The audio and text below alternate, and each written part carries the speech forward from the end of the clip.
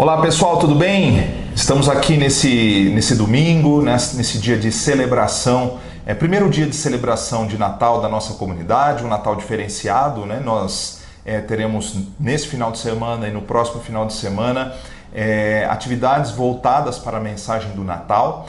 E convido você a participar com a gente, né? Vai ser um culto diferente, com algumas apresentações, mas com lições importantíssimas. Nós vamos trazer à memória a mensagem de Cristo Jesus, aquele que é a razão de nós estarmos aqui hoje. Ele é o Alfa, Ele é o Ômega, Ele é o princípio e o fim. Nós estamos juntos para celebrarmos o nome do nosso Senhor. Então participe com a gente, né? Cante aquilo que você conseguir, aquilo que você conhecer, prestigie o trabalho que foi feito pelos jovens, pelas crianças, pelo grupo de apresentação e ouça a palavra do Senhor, né? Nós estamos nesse momento diferenciado, tanto aqui no culto online quanto no culto presencial. As apresentações serão em vídeo, justamente para a gente manter esse distanciamento num momento ainda desconfortável, né? E nós continuaremos orando para que Deus esteja conduzindo a nossa comunidade e todo o trabalho cristão, evangélico, espalhado pela face da terra, que nós continuemos firmes no nosso propósito, no objetivo de celebrarmos o nome do nosso Senhor com alegria, independentemente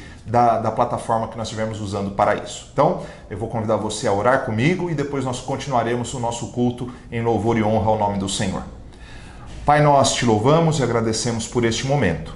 Aceita, Senhor, a nossa adoração a partir de agora. Leva-nos aos teus pés para ouvirmos a tua voz. Aceita, Senhor, a nossa adoração e fala ao nosso coração. Receba os louvores, as apresentações que fizermos aqui, para que o teu nome seja glorificado, que tira-nos, Senhor, tira o homem do centro, e que nós possamos, ó Pai, realmente reconhecer Cristo como o único Rei que deve ser adorado, o único caminho de volta a Ti, ó Pai. Nós oramos agradecidos, no nome de Jesus. Amém e amém.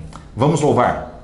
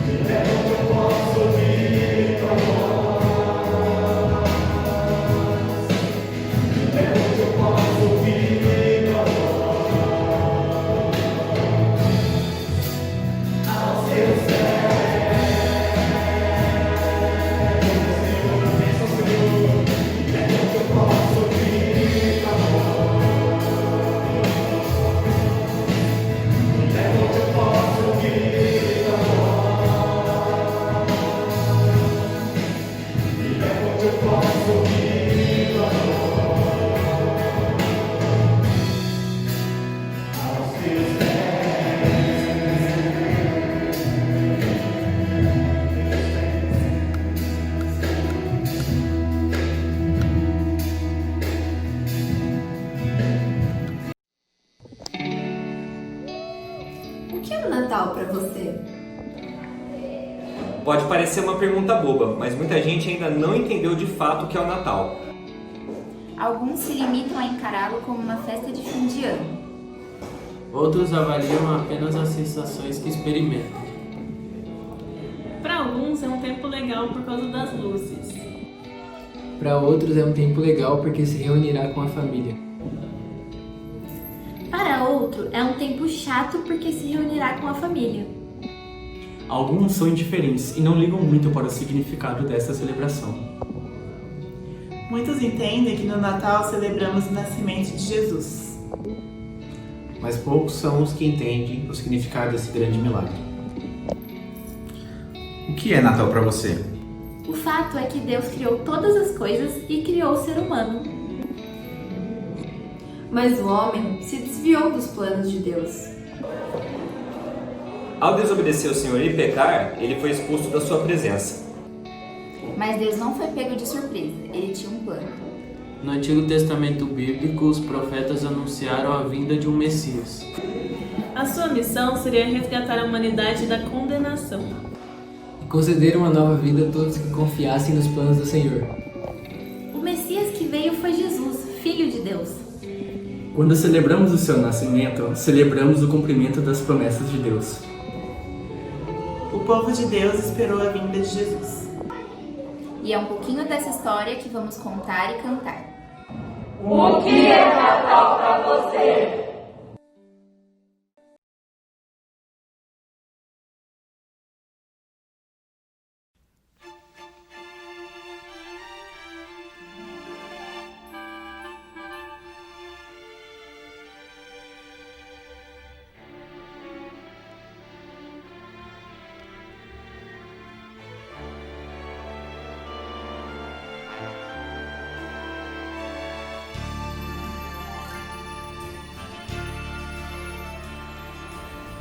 Eu escuto o clamor que nos vem de Jerusalém.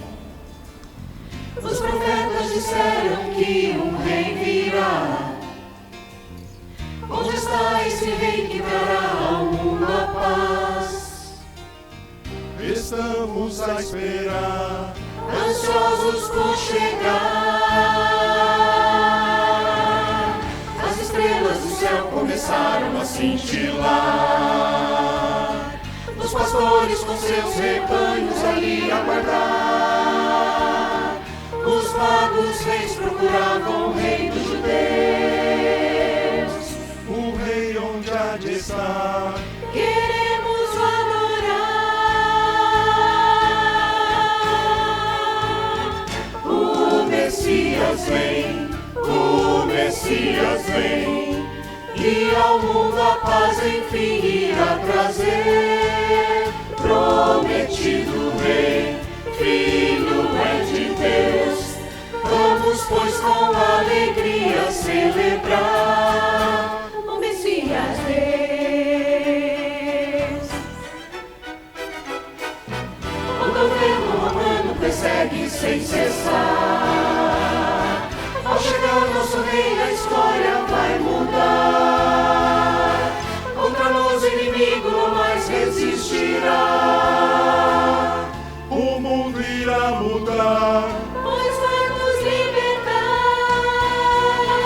O Messias vem, o Messias vem. E ao mundo a paz enfim irá trazer. Prometido Rei, Filho é de Deus. Vamos, pois, com alegria celebrar o Messias Deus. vem, Senhor, Messias, vem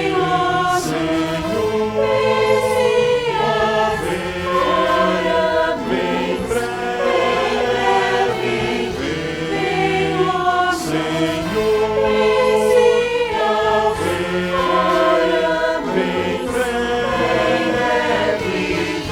vem, Senhor, vem breve, Senhor,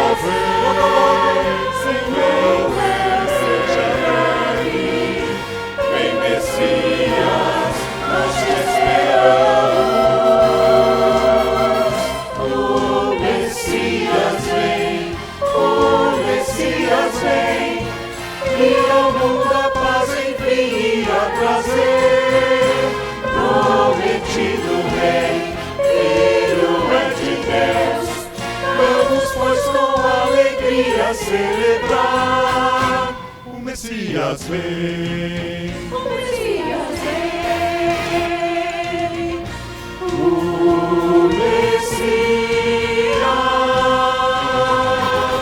Messias vem.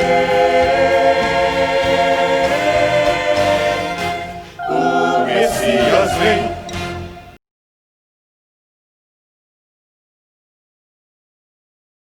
Bate sinos, pequeninos, sinos em Belém. Já nasceu Jesus, menino, para o nosso bem.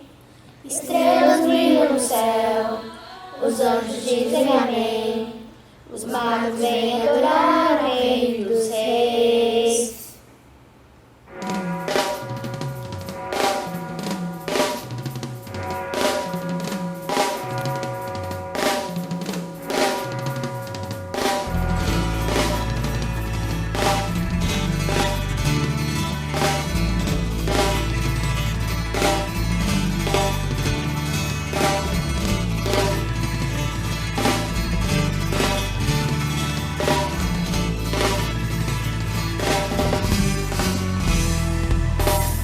Sinos, pequeninos, sinos em Belém. Já nasceu Jesus, menino, para o nosso bem. Estrelas brilham no céu, os anjos dizem amém. Os magos vêm adorar o Rei dos Reis. O seu nome é tão bonito, infinito, escrito está. Forte como sereno, príncipe da paz. Cristo Salvador, Messias Redentor, Rei de Israel, Deus Emanuel.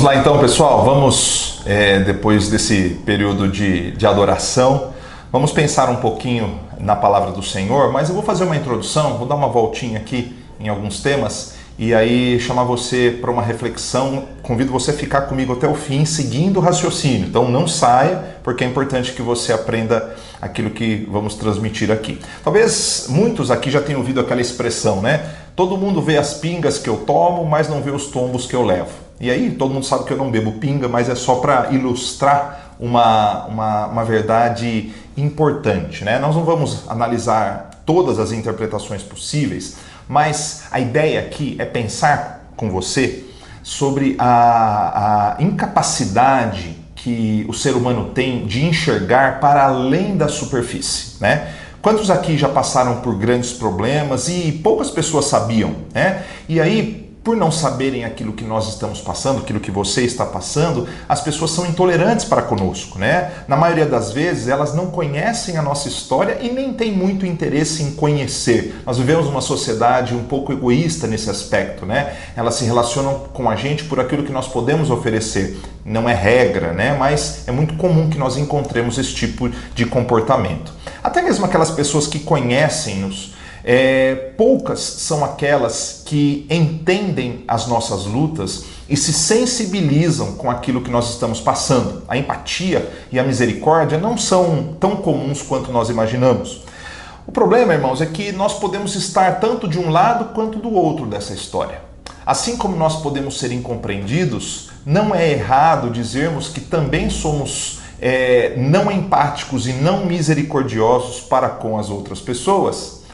Isso pode acontecer por diversos fatores. Egoísmo é um deles? Sim. Descaso? Provavelmente. Falta de amor, falta de tempo, falta de disposição e até mesmo por defesa das nossas próprias emoções. Quando adentramos a história do outro, né, nós sofremos mais e provavelmente vivemos menos, né? E eu não estou falando em extensão, mas em qualidade de vida. Pois quanto mais nós nos envolvemos e quanto mais desenvolvemos a capacidade de sentirmos a dor alheia, mais peso nós carregamos, mais sofremos. Por isso, sem perceber, essa falta de empatia pode ser também uma forma de nós nos protegermos. Pense, por exemplo, a dor que você sente pelo sofrimento de um filho, de um pai, de uma mãe, de um neto, ou até mesmo de um amigo muito próximo. São dores que não conseguimos nos afastar e elas vão se acumulando e sendo um fardo para nós, fardo no sentido de que nós sofremos, nós acordamos à noite, nós pensamos o tempo todo. Diferentemente de uma pessoa que me serve mal num restaurante, de alguém que briga comigo no trânsito, né? Ser misericordioso e empático para com essas pessoas não é algo que realmente esteja no nosso radar, né? Então também uma pessoa que esteja de cara feia com a gente, até mesmo dentro da nossa comunidade, nós temos um grau de interesse limitado no sofrimento que essas pessoas podem estar passando nos bastidores. Mesmo que nós tenhamos um certo vínculo com essas pessoas, o fato é que elas não fazem parte da nossa vida da mesma forma que um filho, que um pai, né? E nós não estamos tão dispostos assim a sacrificarmos o nosso tempo, o nosso eu, em prol dessas pessoas. Por isso, nós acabamos agindo pensando mais em nós mesmos, né? Essa pessoa pode estar precisando de dinheiro, né? E se é uma pessoa muito próxima e nós nos sensibilizamos, nós ajudamos, né? Aqueles que estão, às vezes, tiram de si mesmos para ajudar outras pessoas. Mas quando elas não estão no nosso radar, nós pensamos o seguinte: olha, tal pessoa está passando dificuldade, mas também gastou aqui, gastou ali. Ou eu posso pensar o seguinte: ela está precisando, mas eu também estou precisando, né? E aqui eu não estou justificando o erro das pessoas. Só estou querendo chamar a sua atenção para o fato de que as histórias, elas têm outras verdades mais profundas, né, que às vezes nós desconhecemos, né? E eu não quero dizer que eu sou a pessoa mais misericordiosa ou empática do mundo. Afinal, assim como você e outros, eu sei ser intolerante, eu sei ser impaciente, eu sei também ser insensível. Mas em geral, a missão de um pastor é conhecer as lutas das pessoas e ajudá-las. O sigilo é um imperativo em alguns momentos E também ele pode ser um fardo, porque nós não podemos compartilhar aquilo que algumas pessoas estão passando e confidenciaram a nós, e ao mesmo tempo nós somos pressionados a agir com mais rigor, com mais firmeza para com essas pessoas. Você é muito mole, né? Na tentativa de nós nos solidarizarmos, nós podemos errar e confundir misericórdia com fraqueza, sim, mas na grande parte das vezes nós somos incompreendidos e pressionados a termos posturas mais rígidas. Eu já fui muitas vezes, né? Em alguns casos sou chamado de mole demais, de bonzinho demais, né? Mas se você pensar comigo em João e Tiago, né, eles estavam ao lado de Jesus e eles exigiam de Jesus uma atitude muito mais severa para com os samaritanos, por exemplo. Se dependesse deles, eles fariam descer fogo do céu sobre a vida dos samaritanos, né? Outra situação que pode acontecer é que, ao sermos mal interpretados, né, como sendo moles demais, bonzinhos demais, complacentes demais, algumas pessoas tendem a entrar na onda, né, e achar que nós somos bobos e abusar da gente, né? É assim que acontece. E aí, por não conseguir dizer não em algumas circunstâncias, nós deixamos de conhecer o todo da história, daquilo que alguém esteja passando, seja ele uma pessoa comum, ou seja um pastor, um líder, um pai, uma mãe. O que se passa, por exemplo, no coração dos pais quando ajudam os filhos? Não é fácil. Então, a gente tem que pensar que as histórias elas têm outros lados que muitas vezes nós desconhecemos. Eu usei esse exemplo apenas para chamar a sua atenção e eu vou ler um texto, continuando a nossa série Minha Alma Anseia por Ti, e um texto que está lá no livro de Ruth. E o título da nossa mensagem de hoje é Histórias por Trás da História. Então, nós vamos analisar, sob essa ótica, o texto de Ruth, capítulo de número 4, versos 13 a 22. Boaz casou-se com Ruth, e ela se tornou sua mulher. Boaz a possuiu, e o Senhor concedeu que ela engravidasse e desse à luz um filho. As mulheres disseram a Noemi, sogra de Ruth: Louvado seja o Senhor, que hoje não a deixou sem resgatador, que o seu nome seja celebrado em Israel. O menino lhe dará nova vida e a sustentará na velhice, pois é filho da sua nora, que a ama e que lhe é melhor do que 7 filhos. Noemi pôs o menino no colo e passou a cuidar dele. As mulheres da vizinhança celebraram o seu nome e disseram: Noemi tem um filho, e lhe deram o nome de Obed. Este foi o pai de Jessé, pai de Davi. Esta é a história da descendência de Pérez. Pérez gerou Esrom, Esrom gerou Rão, Rão gerou Aminadab, Aminadab gerou Naasson, Naasson gerou Salmão, Salmão gerou Boaz, Boaz gerou Obed, Obed gerou Jessé, Jessé gerou Davi. Numa primeira impressão, né, e o primeiro ponto nosso aqui é analisarmos essa primeira impressão.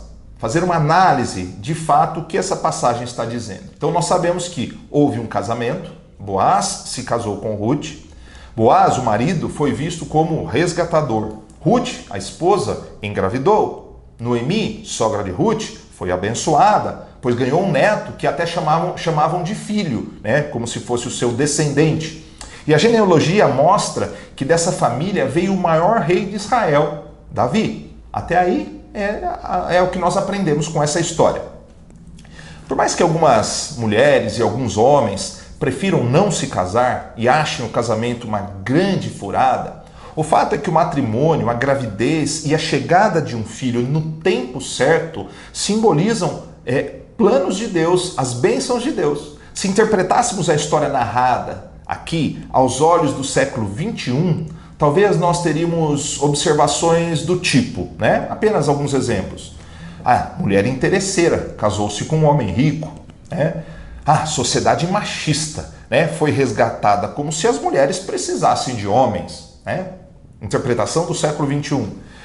Sogra enxerida, querendo ficar com o filho e tomar o filho da sua nora, né? Então, são interpretações superficiais da história que foi contada. Então, nós temos que colocar, na semana passada o pastor Kent falou sobre isso, nós temos que colocar os óculos da história muito mais do que simplesmente o recorte que nós vivemos hoje. Nós vivemos numa sociedade limitada por disputas ideológicas e políticas. Então nós temos que interpretar a história para além da superfície.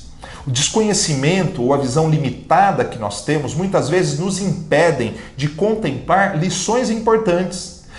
Nos tornam julgadores compulsivos e sem misericórdia. Aliás, eu acho que esse tem sido um dos grandes equívocos da humanidade, inclusive do povo cristão. Oséias 4,6 diz o seguinte, nós vemos ali a expressão: meu povo perece por falta de conhecimento. A falta de conhecimento de Deus, das pessoas, da história, da palavra, nos levam a agirmos com base em fundamentos equivocados. Nós partimos de fundamentos errados e analisamos, consequentemente, de forma errada. Faltava conhecimento de Deus, da história, dos propósitos divinos e da sua condução soberana ao povo de Israel. Assim como nos falta conhecimento da misericórdia, conhecimento do outro, consequentemente, a sabedoria para analisar os fatos a partir de uma visão mais profunda e adequada. Isso nos falta. Por isso eu chamo você para começarmos a pensar para além da superfície. Então, pensando nisso, eu queria navegar um pouco com você no texto e no contexto do livro de Ruth, analisando o passado e alguns dos principais elementos dessa história, e depois vamos analisar também como aplicá-los enxergando o futuro, daquilo que aconteceu, daquilo que está acontecendo e que há de acontecer ainda um dia. Então vamos analisar o passado. Para a gente analisar o passado, capítulo 1, versos 1 a 7. Então vamos entender o contexto. Nós lemos o finalzinho do livro de Ruth, agora nós vamos ler o começo do livro de Ruth. Ruth 1, de 1 a 7. Na época dos juízes, houve fome na terra. Um homem de Belém de Judá, com a mulher e os 2 filhos, foi viver por algum tempo nas terras de Moabe. O homem se chamava Elimeleque. Sua mulher Noemi e seus 2 filhos, Malom e Quilion, eram efrateus de Belém de Judá. Chegaram a Moabe e lá ficaram. Morreu Elimeleque, marido de Noemi, e ela ficou sozinha com seus 2 filhos. Eles se casaram com mulheres moabitas, uma chamada Orfa e a outra Ruth. Depois de terem morado lá por quase 10 anos, morreram também Malom e Quilion, e Noemi ficou sozinha, sem os 2 filhos e o seu marido. Quando Noemi soube em Moabe que o Senhor viera em auxílio do seu povo, dando-lhe alimento, decidiu voltar com as suas 2 noras para a sua terra. Assim ela, com as 2 noras, partiu do lugar onde tinham morado, enquanto voltavam para a terra de Judá, e aí depois eu complemento mais adiante. Então, vamos lá. Qual é o período que nós analisamos aqui? Então, não é século 21, não é século 20, não é nem mesmo a época de Jesus. É pouco mais de 3.000 anos de história. Nós vamos voltar 3 milênios, no mínimo, na história para o período dos juízes. Então, muito tempo atrás. Qual é o contexto? Não havia produção industrial, não havia agronegócio, nem técnicas de cultivo avançadas, com irrigação, de locais onde a chuva não chegava. A fome foi por diversas vezes o grande problema daquelas sociedades. Crescia o número de pessoas e não crescia na mesma medida a produção de alimentos. Faltava chuva, não tinha água, né? Não haviam métodos, por exemplo, contraceptivos adequados. As mulheres eram preparadas para cuidar de suas famílias. Isso não era um demérito, pelo contrário, era o meio mais adequado das sociedades se estabelecerem. E isso não é ser machista, é entender a história, né? O trabalho no campo era pesado e uma inversão, né, faria com que mulheres grávidas, que elas engravidavam com frequência, ficassem trabalhando no pesado e o homem ficasse em casa cuidando dos outros filhos. Então não foi assim que as sociedades se desenvolveram, né? Veja, não era proibido para as mulheres trabalharem. Peguemos o exemplo de Raquel, né, que se tornou esposa de Jacó, era pastora de ovelhas, né, em Gênesis, nós vemos isso. Então não era proibido para as mulheres trabalharem, muito pelo contrário, né, era simplesmente a melhor forma de se adequar à composição familiar, como hoje nós temos novas formas de composição familiar. Então esse era o contexto. Nós vemos também que havia ali um senso de peregrinação, né? Elimeleque e sua esposa Noemi eram de Belém e foram junto com seus 2 filhos habitar na terra de Moabe em busca de sobrevivência. A peregrinação era uma forma de procurar um sustento constante. Então os povos, eles caminhavam justamente em busca de alimento, de água, de condições de vida melhores, né? Então essa era a realidade. A gente não se estabelecia, o ser humano não se estabelecia e ficava ali esperando a morte chegar. Ele corria atrás do sustento, da manutenção da sua família. Outra coisa que é importante notarmos no texto é que fala que eles foram morar nas terras de Moabe. Por mais que fossem vizinhos de Israel, os moabitas, eles tinham uma origem controversa, no mínimo controversa. O povo de Israel é descendente de Abraão, né? E Abraão tinha um sobrinho chamado Ló. E as suas filhas, o que elas fizeram? Elas enganaram o pai, e para que pudessem ter descendentes, elas engravidaram do próprio pai. A mais velha deu à luz a Moabe, e a mais nova a Ben-Ami. Então daí originaram os povos moabitas e amonitas. Eram povos que estavam em constante conflito contra Israel. Então pense numa família que sai da sua terra para buscar sustento em terra que não havia tanta cumplicidade para com o seu povo. Então, mesmo assim, Malom e Quilion, ao chegarem lá, se casaram com mulheres moabitas. No caso, Ruth e Orfa. E aí acontece a primeira tragédia, a morte de Elimeleque. E depois de alguns anos morrem os seus filhos Malom e Quilion. Então pense que Noemi com as duas noras não tinham um lastro familiar. Noemi estava em terra estrangeira, sem a possibilidade de se sustentarem as três e perpetuarem a sua descendência, no caso de Ruth e Orfa. Qual é a decisão? Noemi decide voltar para sua terra, pois tinha ouvido falar que o Senhor havia abençoado o seu povo novamente. Ela quis que as suas noras seguissem o seu caminho e se casassem novamente, e depois de uma conversa intensa e emotiva, Orfa voltou para sua terra e Ruth se comprometeu a ficar com Noemi até o final dos seus dias. Esse compromisso de Ruth para com Noemi é uma das mais belas passagens de amor das Escrituras, e não é um amor romântico, mas um amor de uma nora para com uma sogra. E ele está lá registrado em Ruth 1, 16, 17 e diz o seguinte: Ruth, porém, respondeu: não insistas comigo que te deixe e não mais a acompanhe. Aonde fores, eu irei. Onde ficares, ficarei. O teu povo, minha sogra, será o meu povo. O teu Deus será o meu Deus. Onde morreres, morrerei eu, e ali serei sepultada. Que o Senhor me castigue com todo rigor, se outra coisa que não a morte me separar de ti. Que compromisso de amor que nós vemos numa moabita para com a sua sogra. E nós vemos no texto que as mulheres disseram que Ruth era melhor do que 7 filhos, porque ela foi tocada pelo amor de Deus e passou a propagar esse amor com consciência. Agora pensemos num aspecto importante, a lei e a sua aplicação. Ruth e Noemi começaram juntas uma jornada de reconstrução de suas vidas. Uma lei conhecida como lei do levirato, que está lá em Deuteronômio, capítulo 25, fala que em caso de uma mulher, de um israelita morrer, era responsabilidade o marido morrer e a mulher não ter descendentes, era responsabilidade do irmão desse homem falecido casar com a sua esposa para que ela pudesse dar descendentes, e manter a história da sua família. O que nós vemos é que depois da orientação dada em Deuteronômio até a época de Ruth, houve uma adaptação da lei, porque nem todos tinham irmãos. Então, o parente mais próximo do falecido casava com a mulher para que ela pudesse ter descendentes, E o que é interessante é que você não simplesmente casava com a mulher, mas era responsabilidade do resgatador, não somente casar e dar descendentes a ela, mas também adquirir as suas propriedades. Então ele tinha que ter recursos e disposição de se casar.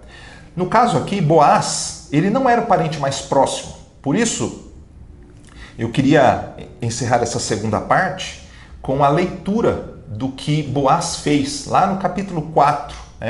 E início do capítulo 4 diz o seguinte: Enquanto isso, Boaz subiu à porta da cidade e sentou-se ali exatamente quando o resgatador, que ele havia mencionado, que não era ele, era um parente mais próximo, estava passando. Boaz o chamou e disse: meu amigo, vem cá, sente-se aqui. Boaz reuniu 10 líderes da cidade e disse: sentem-se e fiquem de testemunhas aqui. Depois disse ao resgatador: Noemi, que voltou de Moabe, está vendendo um pedaço de terra que pertencia a nosso irmão Elimeleque. Pensei que devia trazer o assunto para sua consideração e sugerir-lhe que o adquira na presença destes que aqui estão sentados e na presença dos líderes do meu povo. Se quer resgatar esta propriedade, resgate-a. Se não, diga-me para que eu o saiba, pois ninguém tem esse direito a não ser você, depois eu. Eu a resgatarei, respondeu ele.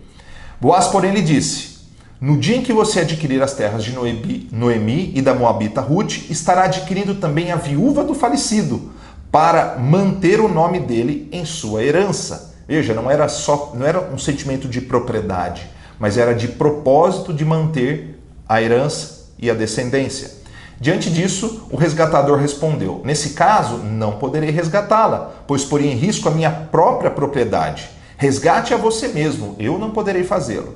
Era costume em Israel que o resgate e a transferência de propriedade fossem válidos. Para que fossem válidos, a pessoa tirasse a sua sandália e dava ao outro. Assim oficializava o negócio em Israel. Quando, pois, o resgatador disse a Boaz: adquira a você mesmo, ele também tirou a sandália. Então Boaz anunciou aos líderes e a todo o povo ali presente: vocês hoje são testemunhas de que estou adquirindo de Noemi toda a propriedade de Elimeleque, de Quilion e de Malom. Também estou adquirindo o direito de ter como mulher a moabita Ruth, viúva de Malom, para manter o nome do falecido sobre a sua herança e para que o seu nome não desapareça do meio da sua família ou dos registros da cidade. Vocês hoje são testemunhas disso. O que nós vemos aqui no texto é que Boaz assumiu a função de resgatador, porque aquele que tinha a responsabilidade de fazê-lo não pôde fazer. Ruth não era interesseira, A sogra não era um problema, e Boaz não era machista. O que nós vemos aqui é um quadro de uma sociedade de 3.000 anos atrás, pouco mais de 3.000 anos atrás, que se estabelecia em busca de sobrevivência e obediência à lei do Senhor.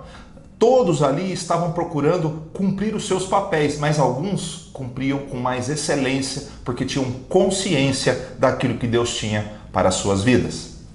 Entramos agora no terceiro tópico, que vamos dar continuidade falando sobre algumas das aplicações e uma perspectiva de futuro. Então, esse tópico, lições do contexto e sua aplicação para o futuro. Até aqui, a história parece ser uma bela história de resgate, cuidado e fidelidade a Deus, no caso de Boaz, Ruth e Noemi. Mas precisamos ainda nos aprofundar um pouco e extrair algumas lições para além da superfície, Lições mais específicas do contexto e aplicá-las ao futuro, a mim e a você. Por incrível que pareça, algumas coisas que estão ditas aqui têm a ver comigo e com você. Onde a história começa? Ela começa em Belém de Judá. Belém, ela é a composição de Bethlehem. Eu falo isso em alguns momentos. E Bethlehem, ela é traduzido como casa de pão. A cidade de Noemi se tornou a cidade de Ruth e futuramente a cidade de Davi, a mesma cidade de José, onde ele e Maria foram se alistar, e se tornou a cidade do Salvador, que é Cristo Senhor, o leão de Judá, a raiz de Davi, e nós voltaremos a isso um pouco mais adiante. O livro de Ruth apresenta um quadro tipológico muito lindo. Chamamos de tipologia o estudo de figuras, símbolos que apontam para um significado maior. A tipologia bíblica ela é muito rica. Nós temos nessa ferramenta textual e profética exemplos grandiosos. Por exemplo, José, traído pelos seus irmãos e se tornou o salvador do seu povo. Ele tipifica Cristo Jesus. Se a gente pensar, por exemplo, na serpente de bronze, na época do deserto, assim como Moisés levantou a serpente de bronze, o Filho do Homem foi levantado também em resgate daqueles que pecavam, não aqueles que eram picados por cobras, mas o veneno que tinha em nós era o veneno do pecado e nós somos libertos. Então a tipologia é muito rica. Elimeleque, por exemplo, marido de Noemi, ele tipifica Israel, uma nação que se enfraqueceu na história e que se esfacelou. Noemi tipificou mais ou menos o remanescente fiel, aqui, o restolho do povo que sobreviveu e andava sem esperança. Ruth tipifica os gentios, aqueles que foram enxertados, não eram povo e se tornaram povo. Ruth, mesmo sendo moabita, tornou-se bisavó do rei Davi e entrou na linhagem de Jesus. E Boaz? Boaz tipifica o próprio Jesus, o nosso Senhor, o nosso resgatador. Pois quando não havia esperança, quando ninguém se colocou como alternativa ou tinha condições de pagar o preço para ficar com Ruth, Boaz tomou a iniciativa e resgatou aquela mulher. Da mesma forma, Cristo se fez homem, habitou entre nós e se tornou o nosso resgatador, pagando um alto preço por esse resgate. A história da redenção, irmãos, não foi um ato desesperado do Senhor que perdeu o controle das coisas. Não! A história da redenção foi planejada passo a passo e durante a história deixou lições, exemplos, símbolos, figuras, promessas e alguns acontecimentos que antecipavam e se conectavam com aquilo que haveria de acontecer. O Senhor foi caprichoso, cuidadoso, estava no controle, mostrando em cada momento de que Ele é o Senhor da história. Por trás de uma simples história de uma mulher que morava com a sogra em busca de esperança e que foi resgatada, a quem foi concedida a bênção da maternidade, foi construída uma história que aponta para o nascimento de Jesus. Da humilde Belém, cidade de Davi, cidade de Elimeleque, de Noemi, de Ruth, veio o pão da vida. Da casa de pão veio o nosso Senhor Jesus. Ele disse: eu sou o pão da vida. Os seus antepassados comeram o maná no deserto, mas morreram. Todavia, aqui está o pão que desce do céu, para que não morra quem dele comer. Eu sou o pão vivo que desceu do céu. Se alguém comer deste pão, viverá para sempre. Este pão é a minha carne, que eu darei pela vida do mundo. Irmãos, Deus nunca perdeu o controle da história. Ele a conduz de maneira soberana, por isso nós não devemos nos desesperar. A história de Ruth, ela está conectada a algo grandioso que aconteceu com a vinda de Jesus e que ainda há de acontecer na segunda vinda do Senhor. Por que será que ainda insistimos em análises tão superficiais e egocêntricas da história? Nós muitas vezes deixamos de demonstrar misericórdia, amor e sabedoria, pois nos atentamos apenas ao que está diante dos nossos olhos. Mas assim como a história de Ruth e a história da redenção, há um passado a ser compreendido e um futuro a ser contemplado. Por isso eu faço alguns desafios para você hoje.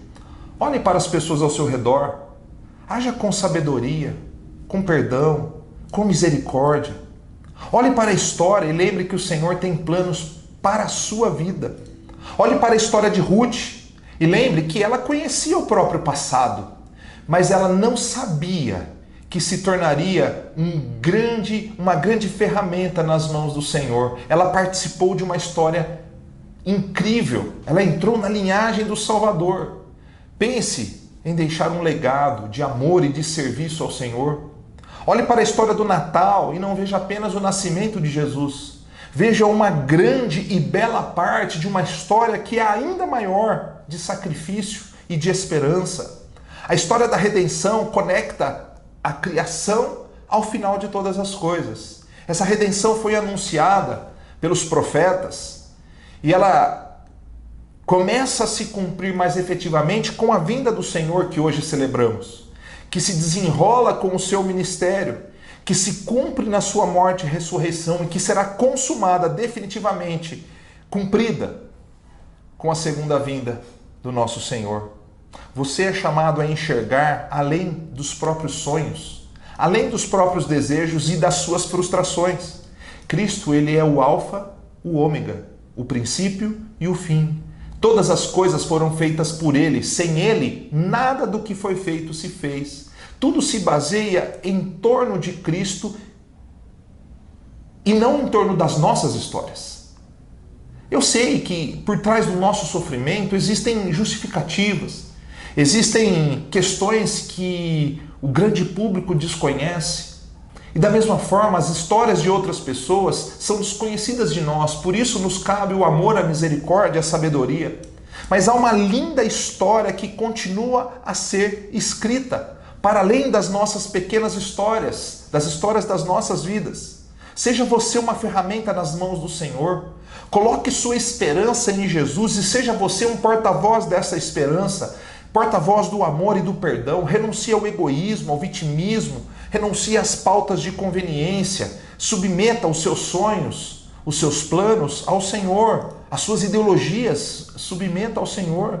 Que sejamos parte deste grande cenário, dessa história redentora, uma história incomparável, inigualável, guiada pelo soberano Criador de todas as coisas. Ele te ama com amor eterno e Ele já provou esse amor ao enviar o seu Filho como um bebê que nasceu e foi colocado numa manjedoura. Ele cresceu de maneira simples, desenvolveu o seu ministério, morreu por mim e por você, ressuscitou e breve voltará. Deus nos amou e Ele continua a nos amar. Creia nisso e viva por essa verdade. Vamos orar.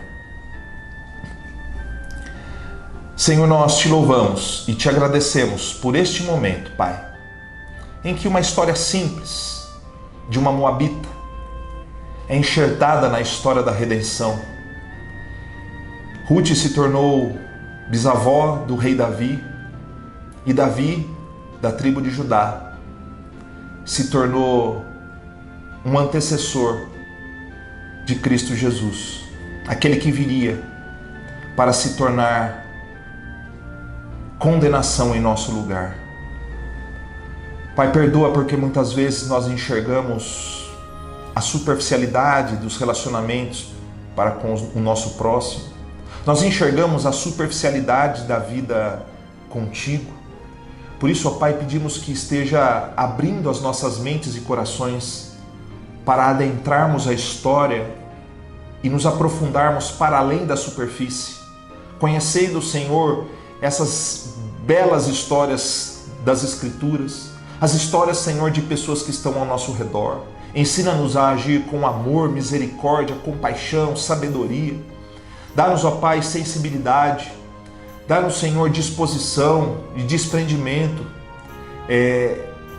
Reacende dentro de nós a paixão pelo chamado que o Senhor tem para cada um de nós, para que sejamos ferramentas em Tuas mãos, nessa história de redenção, nesta missão neste mundo, ó Pai, que tanto carece da luz de Jesus. Neste dia, ó Pai, que celebramos o nascimento do Salvador, que Ele nasça nos nossos corações, despertando-nos, Senhor, para aquilo que realmente vale a pena na vida.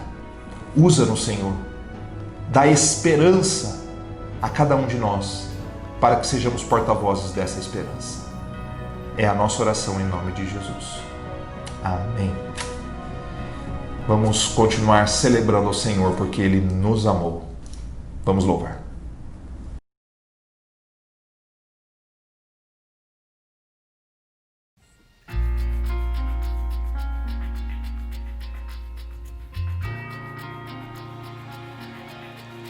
Pois o mal destituiu-nos a glória e assim manchou nossa história de um escuro total. Pois não se viu nenhum justo na terra que o amor merecesse e a vida eterna. Não se viu nenhum só. Deus nos amou com tanto amor e mandou seu Filho aqui pra nos salvar. Que grande amor